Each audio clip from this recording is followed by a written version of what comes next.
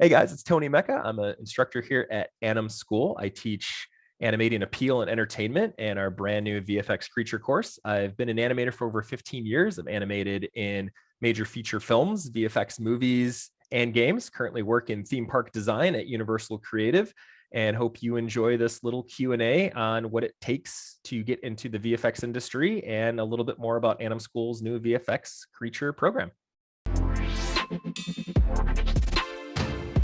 Yeah, so I always since really young wanted to get into special effects and making movies. And I used to put those Revell model kits together, where you get to paint them and kind of glue it all together, and obviously loving Star Wars and that type of early visual effects. So when I started to learn a little bit more, after Jurassic Park came out, that it's now probably going to go to the computer, I always assumed that I would be a modeler. So learning, maybe texturing, lighting, modeling, things like that. And when I went to college, I, kind of, you start as a generalist, you dip your toes in a little bit of everything. And I really just fell in love with animation right off the bat, even from like the bouncing ball. It was like, oh, I just not creating like a still frame of, although that's really cool, you're actually bringing soul to something. So I always knew I wanted to work in special effects, movies, things like that, but didn't really know it was going to be animation until I actually started formally training in it. And that's how I got into it. The first job that I ever had was right out of college. I worked for a video game company called High Voltage. So I got to work on the Family Guy video game. Right out. That was just, I jumped right into it, all hand keyed animation, working with the animators on staff at High Voltage, and Fuzzy Door, who did the show. So learning a lot about that type of a style, how, the falls are like one frame and then you're done, and really kind of exaggerating that. And then went on to America's Army, so went from kind of super cartoony all the way to combat simulation. And then a few games called Conduit and Conduit 2, where they were more of the sci-fi adventure stuff. So I really started in games right out, right from the get-go. So starting in games, I went to another online animation school while I was working in games, specifically tailoring, feature film stuff like AnimSchool does. And then I got hired right into Rhythm and Hues, which was great. So I got thrown right into VFX right away, and not using a plate before in my entire life. Rhythm and Hues does a training, or they did at the time, a training program where you spend 2 weeks in their training department, learn about the plates, and they don't use Maya, they use Voodoo, which is an awesome piece of software. Rhythm and Hues, DreamWorks, and Pixar all have their custom animation software. It's not Maya based for the most part. And so learning Voodoo, and went right into Mr. Popper's Penguins, and worked on a few movies there. Worked my way up to a lead animator at Rhythm and Hues. Jumped then over to Blue Sky, so back to kind of full CG animation. Worked on a few shows there, Epic and Rio 2, and then back to Vancouver. This was all happening all over the world, where I worked as a lead on Digital Domain, on Fast and Furious 7, X-Men Days of Future Past, Ryan Gosling's movie Lost River, and then went to ImageWorks, where I worked on Hotel Transylvania 2. So went from super hyper realistic back to the Gendy style of insane, pushed animation, and really is I've been crazy enough to go back and forth between multiple different animation styles. And then from there, actually went down to Florida to work at Magic Leap, which was a top secret tech startup. It was one of the first, tech unicorn companies, and can't say a lot of what I did there, but it was a lot of behind the scenes, next generation animation stuff. And then was able to, make the jump to Universal, because theme parks are awesome. And I never in a million years put two and two together of, you write a lot of these attractions and you're like, yeah, these are all movie-based attractions. They're all, they have a lot of media, of technology, of show syncing, and then of course you're on a ride track. And all the way since Universal started doing the Back to the Future ride and ET, they've been kind of at the pinnacle of technology for movie special effects when it comes to integration with theme parks. And so, kind of jumped into that role where I'm on a few of the teams in Universal Creative that are in charge of designing the next generation rides, attractions, lands. I work with media. Universal is Universal Creative, obviously owned by Universal, which owns DreamWorks and Illumination. So I get to work a lot with their IPs and their animation crews. And of course, a lot of the other vendors we use are your typical AAA level VFX studios for all of our attractions. So I get to be exposed to all different types of animation and animation technology, which has been really cool. Well, in terms of animation itself, so it's still good to concentrate just on animation, for now. I know there's a lot of other studios that do hire generalists, like there's a lot of smaller studios that do this. But in terms of animation, because I teach the VFX class here as well as the I taught body mechanics for many years and character entertainment and appeal here as well, which is more about the story and more about getting the right acting choices and being an actor rather than just going over the 12 principles of animation and distilling that inside of your shot. But really it's about, you can know a little bit about modeling, that's fine, know a little about lighting, understanding what the other elements are in making what you're doing, whether it's a game or a film or a theme park attraction, whatever you want to get into.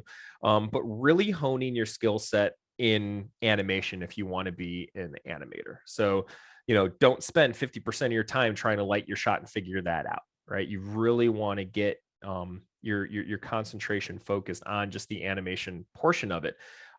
Me being a huge techno nerd on the side and modding all the stuff and building a water cooling system and all this kind of crazy stuff, that was just a bonus, being like a huge geek.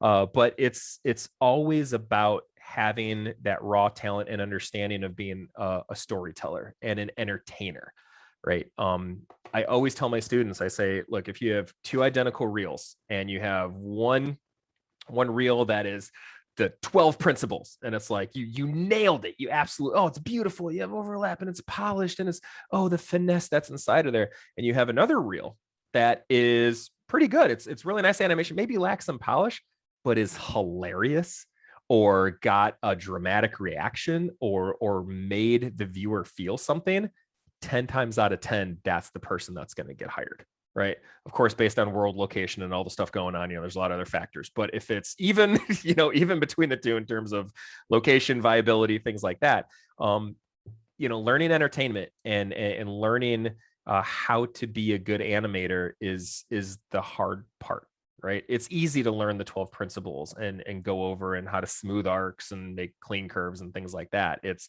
what can you do with the craft that makes it new and unique, and that can be in your story, right? Just a few shots that you did. Some of these shots are only a few seconds long. So, my advice would be interested in other things. Definitely be interested in things outside of animation, right? I mean, Walt Disney said, it's about the illusion of life. And if you don't have one, how can you create that illusion, right? Don't obsess over animation. And we've all been there. We've all been like, oh my God, Pixar, Disney, it's blue sky, and then that's all you talk about to your friends. And your friends are like, shut up, right? Go do other things. Go live your life, travel, experience, do things outside of animation, because those are the stories that you're going to bring in to your animation in general. And that's what's important about it. So step away from the computer, step away from even movies or games. Go try something else, go do something else, because that's the experiences you're going to bring into your storytelling. And that's what's really important. In terms of AnimSchool, concentrate on the animation. I've had some students be like, I'm going to take this and modeling and this at the same time. I'm like, you do one and you do a really badass, go learn other things, but do the one really good. So you don't necessarily need to be a generalist, but just make sure that as you go through AnimSchool, whatever you're concentrating on, if it's 3D animation, really, really, really, hit that home. So with creature and VFX animation, a few key differences. Usually in VFX, it's done for live action. So you have a background plate that's already shot.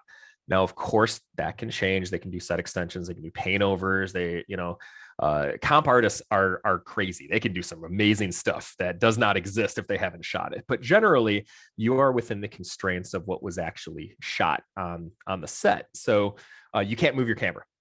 All right. So when you're inside of a full CG environment, you have a lot more kind of playroom to stage shots, to move things around, to restage specific things. And especially at the end, you can kind of polish your camera and, work with that. You can't with VFX at all. One of the other main differences is generally, right, and everything in animation is, you know, general or principle. There's always, you know, exceptions to anything that we teach, but generally the directors come from live action, right? So they're used to getting instantaneous responses. They're used to directing an actor or an actress and saying, do it this way. Okay, stop, do it this way. Oh, let me see this one, come in here. And they can play a lot in set to get the performances and the things that they need. They generally don't come from an animation background. There are exceptions, of course, but they generally don't. So when you present animation, a lot of the times you can't show things like step mode. You just can't, because they're not going to understand it. They're going to go, no, the animation is supposed to be smooth. You see, it's got to move like this. Why is it teleporting all around? I've actually seen that note before, interestingly enough. This character doesn't teleport. It's like, no, I'm just trying to block it out and show you. So, you know, working especially in this course with splocking and getting the basic motion in there first, plotting it out, and then of course on the entire creature side of things, learning how to animate things that don't necessarily exist, the ability to learn from the references you can gather, very importantly the references you take yourself, and how to combine that and fill in the gaps. So there's also a lot of redos in VFX. A lot of the times a director will ask you, okay, show it to me this way, from the top, from the bottom, from the left, from the right, up, down, do a backflip, non-backflip version. And you're doing like 10 different versions because they want to react to what they like the best. Usually in full CG animation, you have your storyboards, you have your animatic, you got a nice layout. You can, have a little bit more time to explore your shot and really explore that video reference and really get into the acting. Where VFX is like, no, just show it to me 18 different ways and I want to see it, go. So we learn a little bit about how to get the fastest idea that you have out there to take a look at what it looks like and adjust quickly. So in terms of workflow, they are pretty different. In terms of animation skill set, a lot of it translates over. You still have to keep in mind of everything that you learn, the basics of, you know, animation, but yeah, the workflows are a little different in terms of execution. It's you see some beautiful VFX animation, right? Absolutely gorgeous animation, and you're like, man, that must have, you know, they must have spent months and months and months on that. It's like, well, yeah, they did, but that was just version 17. You know, so it definitely still demands the highest quality because they have budgets that are the same as animated movies, if not more so. So you do have to hit that level of quality, but usually in a much more condensed time frame because you're doing 3 or 4 different things. Another workflow difference is usually in full CG animation, you are working on just kind of one shot at a time, right? So you get your shot, you work on it. When it's finished, you work on your next shot. Or sometimes if you're lucky, you'll get an entire sequence. You have 3 shots in a row. So you kind of work on that entire sequence. In VFX, because usually the directors are not on site, because VFX studios are a forced service studio for a production company, the director might only review once a week or once every 2 weeks, sometimes once every 3 weeks. So a lot of the times you'll be working on 3, 4, 5, 6 shots at once in different parts of the movie. So you're really learning to bounce between different things, different creatures, different characters. So you really learn how to animate really quickly at a high bar quick in VFX. With the creature class, you know, we definitely focus a lot more on doing that kind of muscle memory, right? So we always break things down. Everyone asks me like, wow, you know, creatures are so complex. They're so complex. You have to learn all this type of stuff and quadrupeds and multiple. It's like, no. It all comes down to the bouncing balls. Everything all comes back to those dang bouncing balls, because we start by planning your shot out with just spheres. That's it. You know, how do we get the character from point A to point B, doing the action that we want, having the performance that we want out of that particular character, and how do we break down that motion and that performance, but the body mechanics behind it just on spheres, right? So starting with that first. So we do a lot of talking about rotoscoping spheres over animals. I have my students do that for a majority of the entire class because it builds that kind of muscle memory of, if you don't have the perfect piece of reference, how do you connect this to this? Well, it's got to go like this. Well, how do you know it goes like this? Well, because when I did the squirrel that way, I combined it with the squirrel and the skunk and the chipmunk and the lizard, and then that, and my brain is kind of telling me it should work like this. And you're like, yeah, that's from the practice and the muscle memory and really learning how to connect those pieces together. And using yourself as a video reference. A lot of it is adapting to what the performance is, right? And this was done at the very, very, very beginning, even on Jurassic Park. If you guys watch the original making of Jurassic Park, narrated by James Earl Jones from the 90s, first thing Phil Tippett had his animators do is get away from the computer. Go away. Do not look at the computer. Don't touch it. Don't touch animation, thumbnails, nothing. Brought them into acting classes and said, everyone get in the room, act like a raptor, look around. How does that act? How do you guys act? How does it, when you enter a room, what do you look at? What does a raptor do? How does it interact with other things? And there's such great footage of them even in the parking lot, acting like Gallimimus is jumping over like, ILM's parking lot. And then you look at it in the shot in the film, it's the same timing. It's the exact same timing. And it's just adapted onto that character, right? Nobody's, if you're doing a raptor for Jurassic Park, nobody's like, like Grave, one of our characters, part of the class is we don't ship you a Grave costume, right? You don't like get that in the mail and put that on and you do your video reference for that. It's adapting that performance and that gusto and those mechanics onto a character that doesn't exist. So we go over a lot of that in that class. Not to say that it differs that much from the traditional CG method, but a little bit more so because the characters are completely usually not bipedal or have any type of human anatomy to them. So it's one of the key differences in the VFX class. To me, it's always about creating the unknown from the known, right? And there's a very interesting kind of phenomena that happens, especially in the animal kingdom. And a lot of it is what is usually referred to as stranger than fiction, right? So Spaz Williams, gives a talk a little bit about how I always come back to Jurassic Park because I'm like, these guys figured out so much. I love it. Where they talk about like they were watching a cheetah in slow motion and it was going, 60, 70 miles an hour and its head was locked like an IK. And you look at it and you're like, I know it's a cheetah. I know what I'm seeing is real. But if you were to adapt that into a CG character, it would look fake. It would look completely fake. So really understanding that you do still have to exaggerate and push and make up a little of what needs to happen, even if you have the perfect reference, because that's part of the entertainment, right? So if you're doing things like animals that are, supposed to be indistinguishable and it's just kind of live action, then a lot of the times what they'll do is they'll just kind of use rotomation to rotoscope offer it. My argument is always, well, just why not shoot the dog?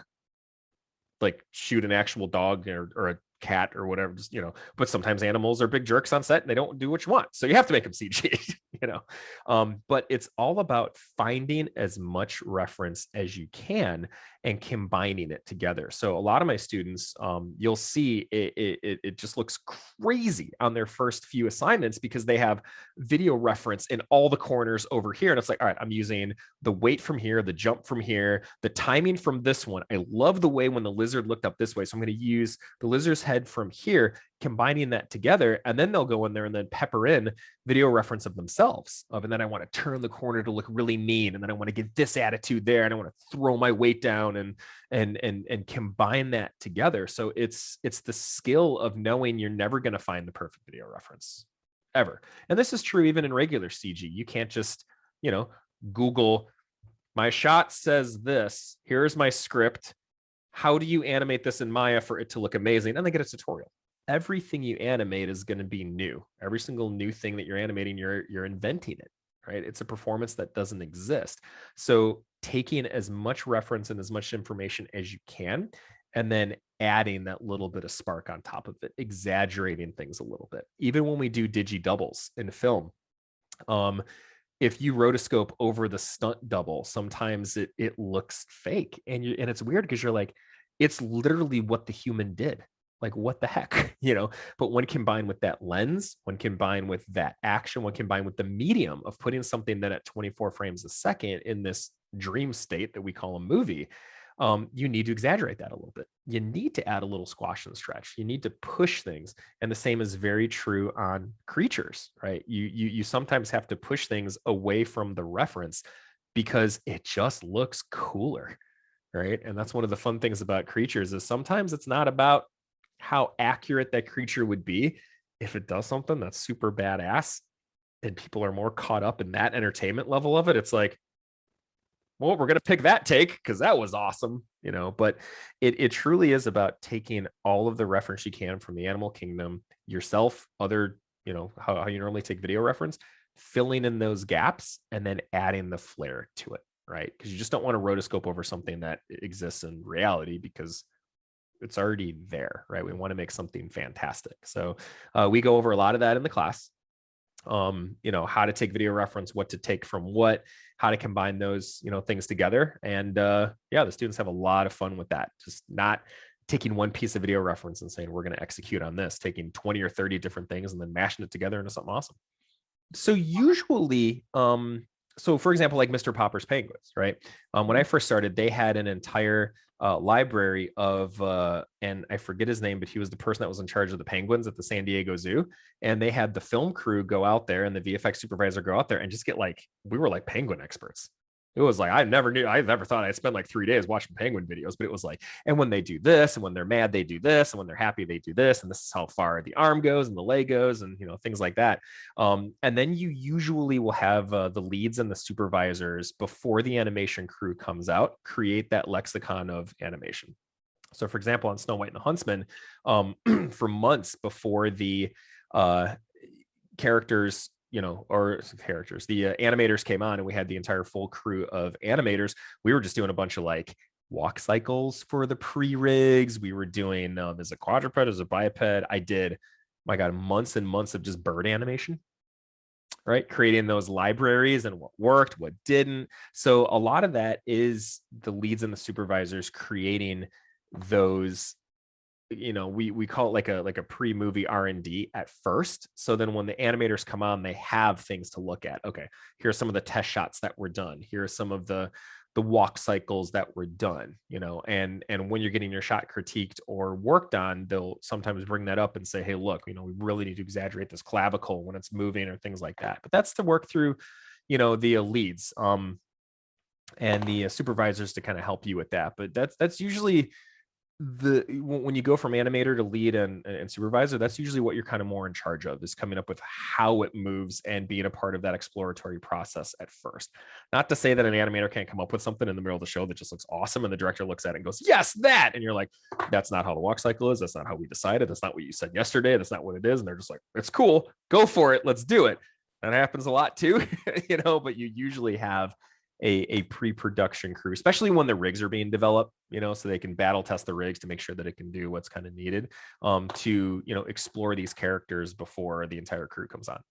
Sure. So I created the syllabus. I worked with the owners of owner of AnimSchool, and we designed some characters.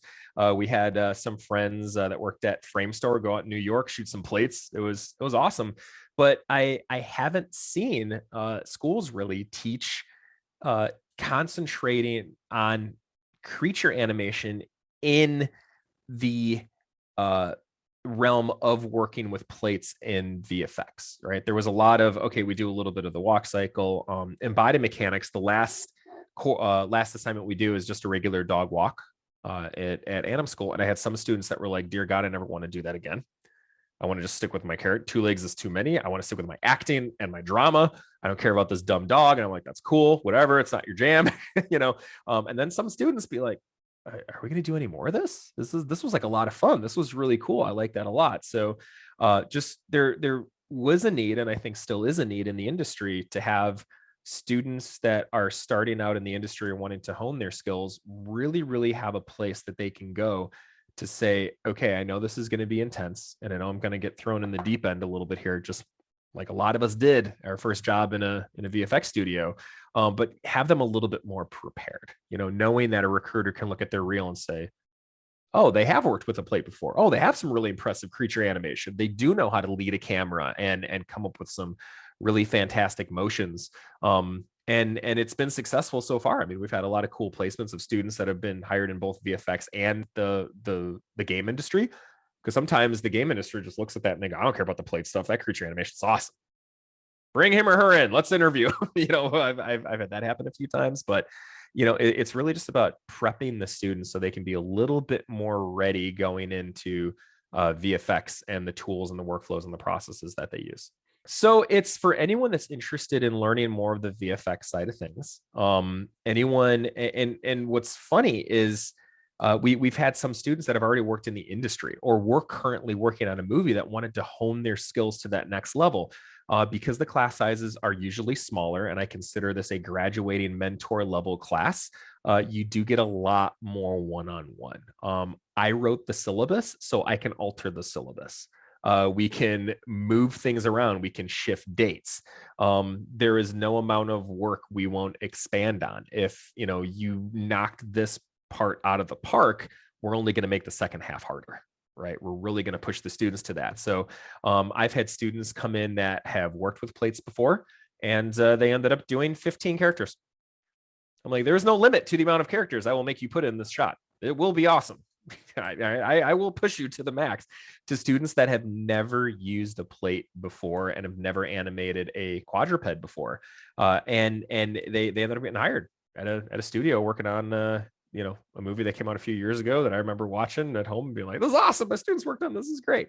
So it's for all levels. I would say it's geared a little bit more towards those who have never done creature animation before or have never done VFX style animation before, but we've had pretty advanced students in here, and we gear the syllabus to them too. And it's great because students that are first starting out get to see how complex it can be. And the students, like anyone, myself included, it's always good to have a refresher back to the basics sometimes and really just re-grasp those concepts to remind yourself, I'm overcomplicating this. Holy smokes. Let me go back to the basics here. So yeah, that's really who the class is designed for. It's a really good question I get asked all the time. And I ask myself this all the time too, because I wish I knew when I was a student. It's all really based on industry trends, right? Sometimes you have studios in VFX or in full animation that have kind of mass exoduses, and they need people immediately. That's happened at some major studios. The generally, right? And again, this is based on where we are right now at this date, and things can change in a year or go, tip the scales either way. VFX studios, because of the amount of work that's needed and the amount of VFX movies that are coming out, how many different superhero universes there are, how many redos of movies there wants to be, there's a lot of VFX in these movies coming out. Generally, I've seen studios in VFX give junior shots a little bit easier than your major full CG feature films do. So they have the ability to kind of bring people in on shorter contracts too. So if they've got 2 or 3 movies lined up and the first movie is getting ready to wrap and they need some support, they can bring someone in to try them out to see how it works. If they don't work, go on to your next show. If they do work, cool. You want to stay on for the next 3 or 4 movies, which is usually, the case. But it seems, at least now, that because of all the movies coming, and now we have a backlog because COVID happens. Now we got backlog. Now these movies got to get made. We got some movies going. That VFX tends to give juniors, a shot. They gave me a shot. Rhythm and Hughes brought me in as a direct hire. I didn't have any feature work. I just had game work that had creature and some, advanced schooling that I had, and they gave me a shot. And in a few years, I was a lead. So, I owe them a lot for giving me that shot. And I see a lot of people in very high level positions in both visual effects and at the major animation studios that started out as just all right, try them out, see what they do, or try her out, bring them in as a junior, or heck, as a mid, they look pretty good. Throw them on this movie, throw him or her into the deep end, and let's see how they do. And the ones that rise to the top are still going strong today. So that's generally how it is in this day. Yeah, there's 2 major things in getting hired, especially in your dream job, or what is perceived as your dream job. It's skill, and then there's luck, right? Luck is going to happen. Okay. Because everyone has luck, everyone has bad luck, everyone has good luck. Skill is not guaranteed. That's what's not guaranteed at all. So would you rather be really lucky with no skill or have high skill? And when the luck comes, you can combine the two together. Because believe me, there are plenty of artists and animators out there that are very lucky. They're born into Hollywood. They're born into the families. They have friends. They have, that have all the hookups in the world, and they still can't get into the industry because they don't have the skill set. So what we're doing here at AnimSchool is we're making it so you have the skill set. So when the luck and the timing aligns, it's a no-brainer for you to jump right in.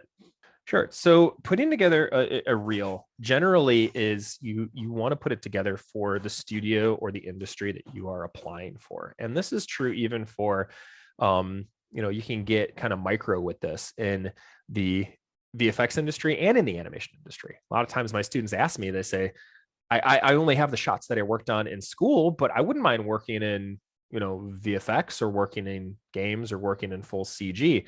I say it's about the order. Once you get into the industry and you have a lot of shots in your reel, you put all your VFX shots on a reel. You have a VFX reel, you have a game reel, you have a CG animation reel. I had 3 different reels depending on where I was applying. When you only have the work that you've done as a student, I tend to advise my students to order it based on what studio they're applying to. So if you did AnimSchool and you have some great shots, and then you did the VFX course and you came up with some awesome shots in the VFX course, you're applying to an ILM or a DD or Framestore or DNIG or any of those, start with the VFX shot, right? Grab them right off the bat. I know how to do this, because then they can go, cool, VFX. Oh, there's some other nice animation on here too. Great. On the flip side, if you're applying to a major animation studio or even TV or someone that doesn't do VFX, still good to have it on there because it shows some good creature animation and body mechanics, but start with the acting performance. You want to get them right at the very beginning. Most recruiters or animators, you have like 10 seconds on a reel. It's like, go to Vimeo, you hit it. Most of us don't even watch it with sound on. Right? It's like on our phones, we're busy, we're doing something else, we're in conversation. So it's name, first shot, and then you're, oh, then you turn the volume on, then you go back to see it again, and you really kind of go through the reel to learn a little bit more about that particular animator. But gear it towards the studio you want to apply to. Then I get the question, well, which one do I put on my site? I'm like, I don't know, the one that looks the best. Like whatever order looks good, because generally when you apply, okay, they're gonna say, give us a link to your reel, and you don't just put your website, right? You put, here's the direct link to this, and you can have multiple videos or whatever. Hey, here's my VFX reel, here's this. Sometimes students will particularly put a title card. This is for ILM, this is for Disney, this is for, and then the recruiters feel a little bit better about it being a little bit more personalized to them, and they expect the rule or the reel rather to be what they're expecting. But that's usually my general demo reel advice on studios. Yeah, in VFX, and all my friends that have worked in VFX, and we'll watch this later, will definitely be like, you better mention this, and that is patience.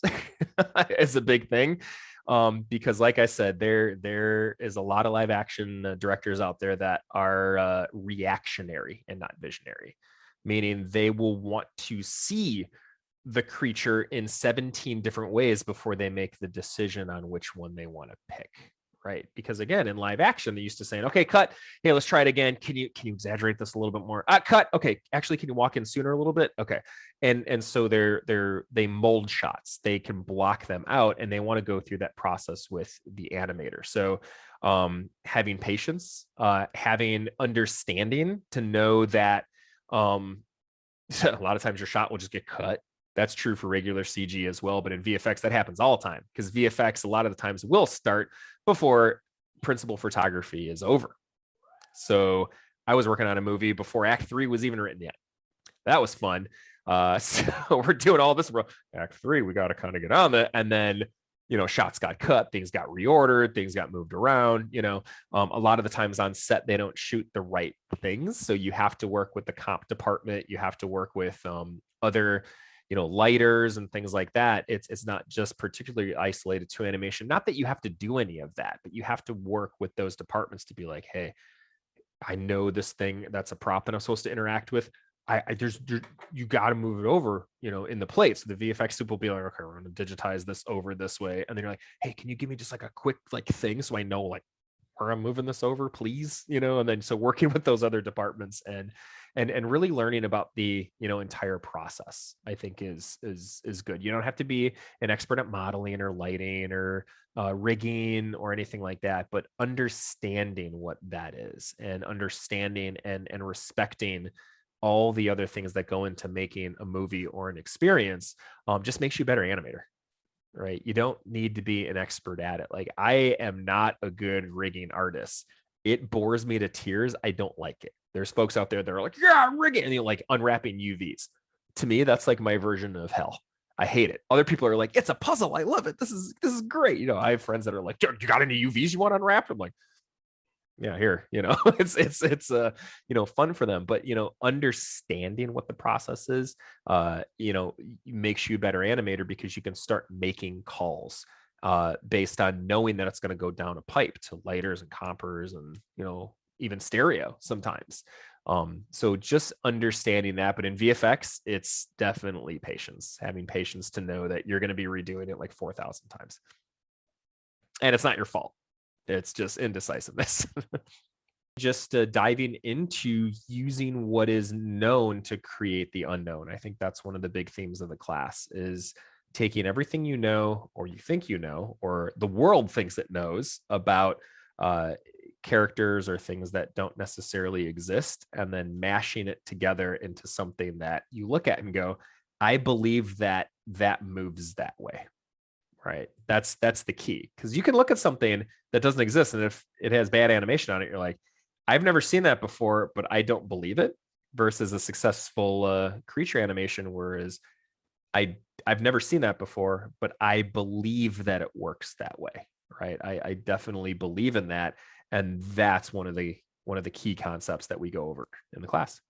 So like I said before, the class, I tend to keep a little bit less structured like an actual class, and more like a mentorship eventually into a studio environment. So we start out by talking, how to use a plate, how to do video reference, how to do this type of stuff. And eventually, about halfway through the course, I very much like to shift it into a straight studio, thing. I will stop giving notes about arcs and timing and things like that, and say, hey, we need to bump up the aggression here over this. Hey, it doesn't look like we're leading a little bit there. Hey, we need to ground this character a little bit more here. Maybe we slip on something and it skids just a little bit, and it's less notes about specifics that you would get from your animation lead, supervisor, or animation director, and more about the notes you would get from a director, which is not animation talk, and more about the character and things like that. So bringing it, graduating it from a course by the end of it, especially the last, last few weeks, the students should truly feel like they're having dailies with a director, and the notes that they're expected to get from a director, and translate that into what they believe is the right alteration, enhancement, or change to make on the performance.